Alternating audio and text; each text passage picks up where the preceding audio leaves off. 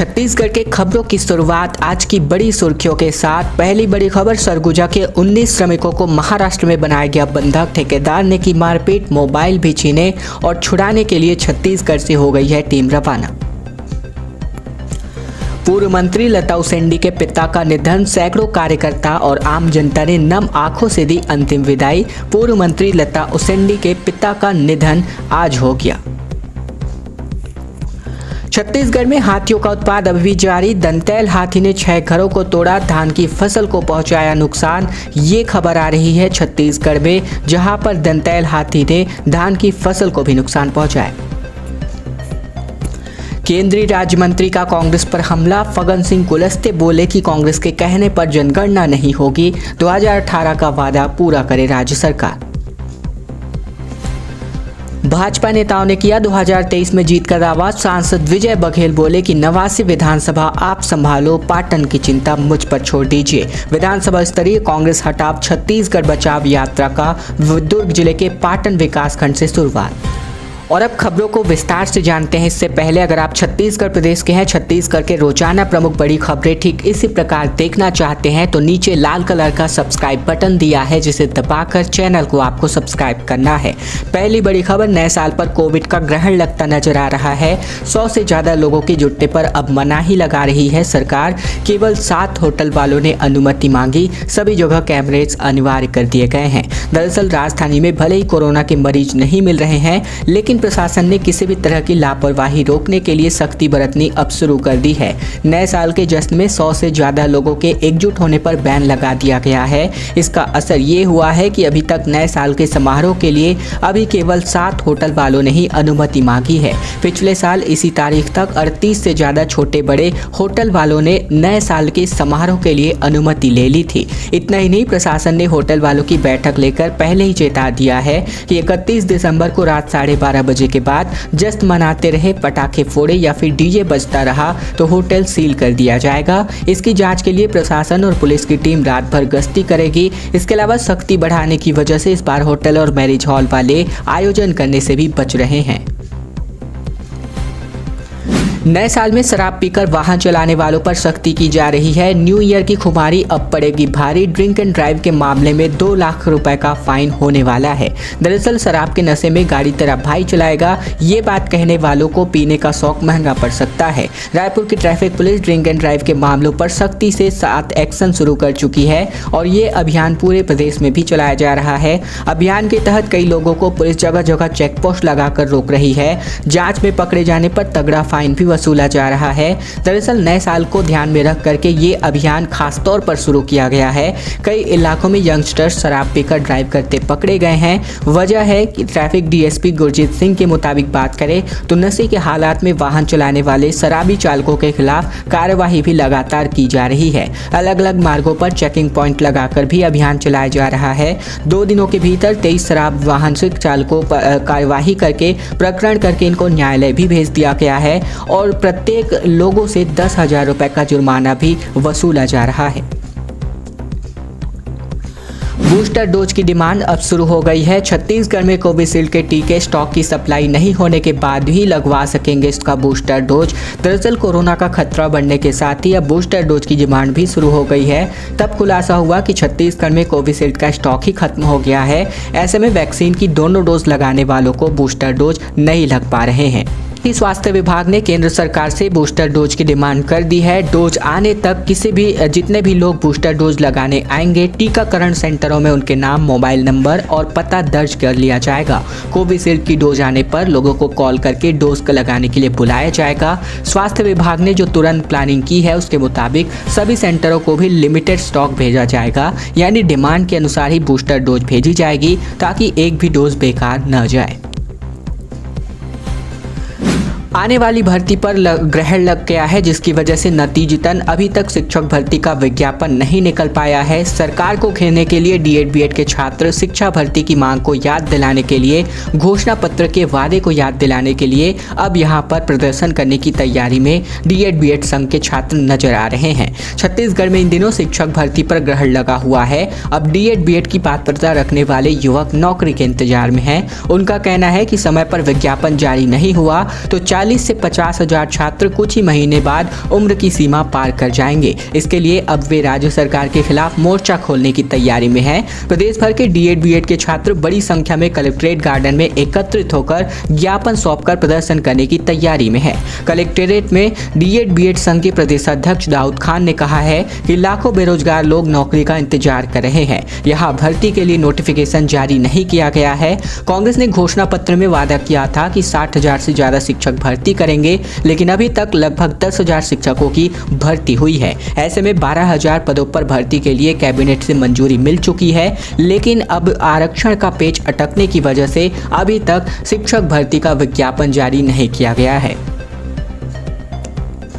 प्रस्ताव कराया जाएगा पास। 15 करोड़ से 70 से अधिक सड़कें और 12.5 करोड़ से बनाएंगे 90 नालियां। अवंती बाइक चौक से लेकर भी बनाई जाएगी सड़क। दरअसल नगर निगम भिलाई के विभिन्न वार्डों में सड़क और नालियों का निर्माण शुरू किया जाएगा। इसके लिए निगम प्रशासन ने योजना तैयार कर ली है। लगभग 15 करोड़ की लागत से सड़क और 12.5 करोड़ की लागत से नालियों का निर्माण कराया जाना है। शहर में पहली बार ऐसा होने जा रहा है जब पूरे शहर के अंदरूनी इलाकों की जितनी भी सड़कें खराब है, जितनी भी नालियां टूटी हुई हैं, आधी अधूरी हुई हैं, उन्हें बनाया जाएगा। इसके लिए निगम प्रशासन ने सभी जोन के आयुक्तों को निर्देशित कर सर्वे का काम पूरा कर लिया है। जोन आयुक्तों ने सर्वे करके रिपोर्ट भी सौंप दी है और उसके आधार पर योजना बना ली गई है। अब इस प्रस्ताव को सामान्य सभा से पास कराया जाएगा, फिर शासन से स्वीकृति ली जाएगी। इसके बाद टेंडर पूरा करके पूरे शहर की सभी जर्जर सड़कों और नालियों को बनाने का काम शुरू कर दिया जाएगा।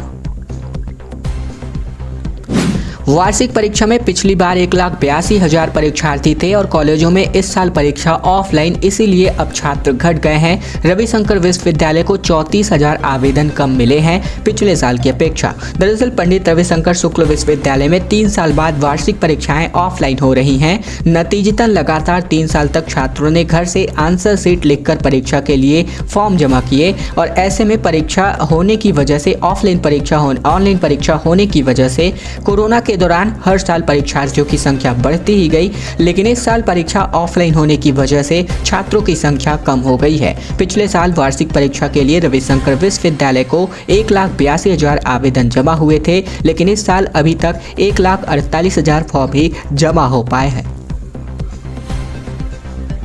अब शंकराचार्य बनाएंगे धार्मिक सेंसर बोर्ड। फिल्मों में भगवा रंग के गलत इस्तेमाल पर आपत्ति जताई गई। पीएम और सीएम को भी लपेटा गया। दरअसल छत्तीसगढ़ के कवर्धा जिले में पंडरिया पहुंचे ज्योतिष पीठ के शंकराचार्य स्वामी अविमुक्तनेश्वरन ने पत्रकार वार्ता में लगभग फिल्मों में भगवा रंग के इस्तेमाल को लेकर के नाराजगी जताई। शंकराचार्य ने कहा कि जिसके लिए धार्मिक सेंसर बोर्ड का भी गठन किया जाएगा, जो फिल्मों पर निगरानी रखेगा। इसके बाद भी धार्मिक आस्था को चोट पहुंचाने वालों के खिलाफ आवश्यकता पड़ने पर कानूनी कार्यवाही भी अपनाई जाएगी। कवर्धा पहुंचने के दौरान ज्योतिष पीठ के शंकराचार्य स्वामी अविमुक्तेश्वरानंद ने भगवा रंग के इस्तेमाल पर बड़ा बयान भी जारी किया। उन्होंने फिल्मों में भगवा रंग के इस्तेमाल को लेकर नाराजगी जताई और कहा कि धार्मिक सेंसर बोर्ड का गठन करेंगे, जो फिल्मों पर निगरानी रखेगी। आवश्यकताएं पड़ने पर कानूनी कार्यवाही भी अपनाई जाएगी। राजभवन के अवसर पर भड़के मुख्यमंत्री भूपेश बघेल बोले कि क्या विधानसभा से बड़े हो गए विधिक सलाहकार। 3 जनवरी को महारैली आयोजित होने वाली है। छत्तीसगढ़ में अब आरक्षण का मामला आधिकारिक तौर पर राजभवन बनाम कांग्रेस का रूप लेता जा रहा है। अब राजभवन के खिलाफ खुलकर कांग्रेस पार्टी विरोध प्रदर्शन के साथ आंदोलन करने की तैयारी में है। अब तक ऐसा कभी नहीं हुआ कि सत्ताधारी पार्टी ने ऐसा आंदोलन किया हो, मगर आरक्षण संशोधन विधेयक अटका होने की वजह से ऐसे हालात बनते नजर आ रहे हैं। बीते दिन कांग्रेस भवन में हुई बैठक से बाहर आकर खुद मुख्यमंत्री भूपेश बघेल ने इसका ऐलान किया। उन्होंने राजभवन के अफसरों, विधिक सलाहकारों के प्रति साफ शब्दों में नाराजगी जाहिर की। तल्ख अंदाज में मीडिया से बातचीत करते हुए सीएम ने पूछा कि राजभवन के विधिक सलाहकार विधानसभा से ही बड़े हो गए क्या। फूड पॉइजनिंग की वजह से 10 गात्र का भोजन करने के बाद 66 ग्रामीण बीमार हो गए। इनमें बच्चे और महिलाएं भी शामिल है। दरअसल खबर आ रही है छत्तीसगढ़ के सूरजपुर के बिशुनपुर में गांव की, जहां पर 10 गात्र का भोजन करने के बाद लगभग 66 ग्रामीणों को फूड पॉइजनिंग हो गया। इनमें बड़ी संख्या में बच्चे और महिलाएं भी शामिल है। जानकारी मिलने के बाद स्वास्थ्य अमला ने गाँव में ही कैंप लगाकर ग्रामीणों का इलाज शुरू किया।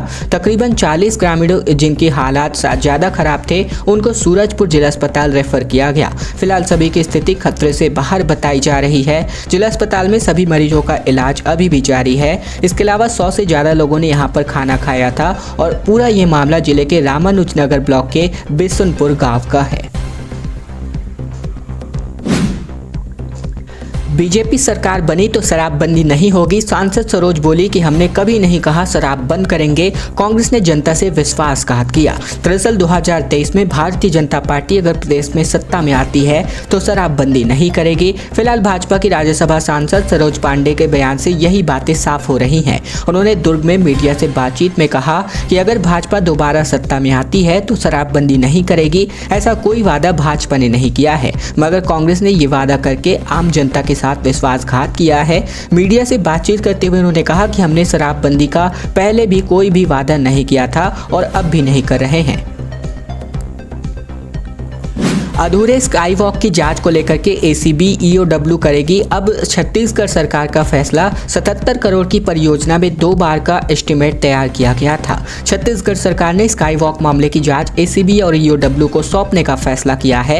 77 करोड़ की परियोजना का जानबूझकर 2 बार एस्टीमेट तैयार किया गया था ताकि पीएफआईसी से मंजूरी की आवश्यकता न रहे। पीएफआईसी के जरिए किसी भी परियोजना के जनहित के संबंध में परीक्षण किया जाता है, जो कि स्काई वॉक निर्माण में नहीं किया गया है। अब पूरे मामले में कांग्रेस प्रवक्ता आरपी सिंह ने बीजेपी पर हल्ला बोलते हुए कहा कि भाजपा को नाम बदलकर भ्रष्ट जनता पार्टी नाम रख लेना चाहिए। इससे पहले भी कई बार स्काई वॉक को लेकर बीजेपी कांग्रेस एक दूसरे पर सवाल खड़े कर चुकी है। अंत में खबर संजू त्रिपाठी हत्याकांड को लेकर आरोपी को भागने में मदद करने वाला, पिस्टल लाने वाला समेत 16 आरोपी अब तक गिरफ्तार, पर अब तक शूटर नहीं पकड़ा गया है। छत्तीसगढ़ के बिलासपुर जिले में हुए हिस्ट्री सीटर संजू त्रिपाठी हत्या के मामले में बीते दिन पुलिस को 2 और युवक पुलिस के हत्थे चढ़ गए। दोनों आरोपी सावन पाठक और अभिषेक मिश्रा को पुलिस ने उत्तर प्रदेश के वाराणसी से पकड़ा है। पकड़े गए आरोपी ने संजू की हत्या में प्रयुक्त पिस्टल को उपलब्ध कराया था। घटना में शामिल अब तक 16 लोगों को पुलिस गिरफ्तार कर चुकी है, लेकिन शूटर अभी भी पुलिस की गिरफ्त से बाहर है। खैर दोस्तों, आज की खबरों का सिलसिला बस यहीं तक का था। वीडियो पसंद आया तो वीडियो को लाइक कीजिएगा। चैनल पर नए हैं तो चैनल को सब्सक्राइब कर लीजिएगा, ताकि प्रतिदिन की महत्वपूर्ण खबरें, छत्तीसगढ़ के समाचार बिना रुकावट रोजाना हम आप तक पहुंचा सकें।